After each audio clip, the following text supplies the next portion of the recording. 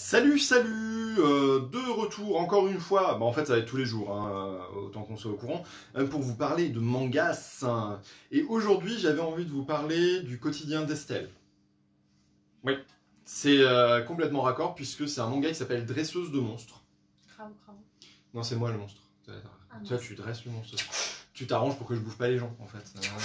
Ouais, super. Bon là elle me menace de me fouetter, c'est une ambiance de fou.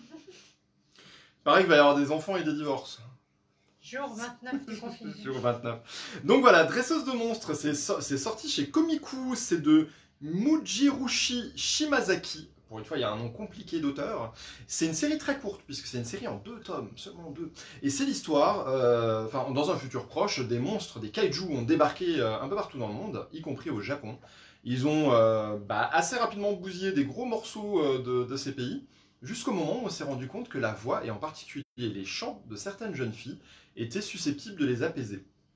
On forme maintenant, il y a des écoles, il y a un cursus spécifique dans les écoles de dresseuses de monstres, des jeunes filles dont le métier est d'apaiser ces créatures titanesques, et pour le coup super dangereuses, et de s'arranger pour qu'elles vivent dans des espèces de zones protégées, des espèces de réserves naturelles pour kaiju.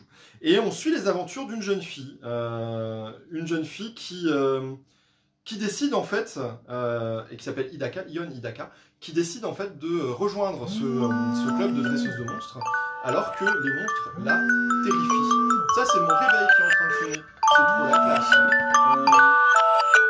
Merci, super assistante de l'enfer. Pardon pour les doigts.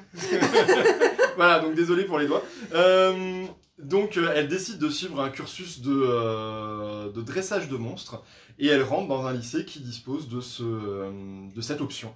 Et elle va faire la rencontre des autres jeunes filles qui ont choisi de suivre la même voie qu'elle, toutes pour des raisons très différentes les unes des autres. Certaines aiment les monstres, d'autres pas.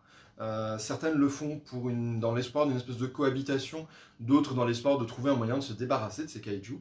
Et elle va surtout faire la rencontre de l'énorme kaiju qui vit derrière son lycée, qui est une espèce de créature gigantesque, qui ressemble quand même très très méchamment à Godzilla avec des cornes.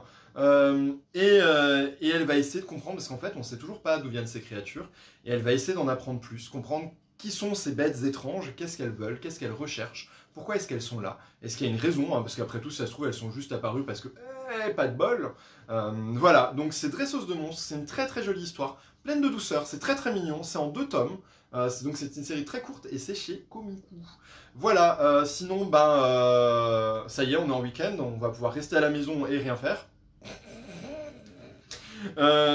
J'espère que vous allez bien, prenez soin bien de vous, restez chez vous et on se retrouve demain dimanche. Ciao ciao, des bisous.